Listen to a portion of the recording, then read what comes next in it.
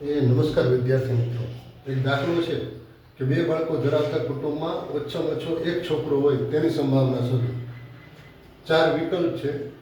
Pose કરી દો, video pause કરીને તમે ટ્રાય કરો શું જવાબ આવે છે, પછી આપણા જવાબ સાથે સરખાવી દો.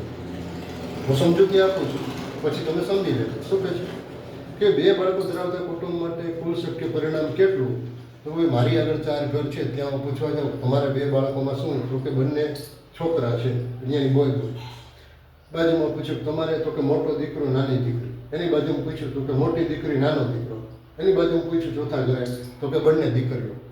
એટલે કુલ શક્ય પરિણામ 4 થઈ ગયા.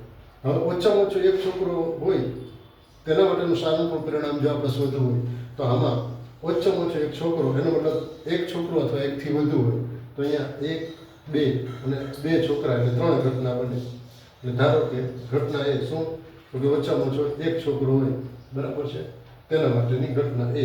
તો સાનુકૂળ પરિણામ ભાગ્યા કુલ શક્ય પરિણામ, યાની કે આન્સર આવશે 3/4.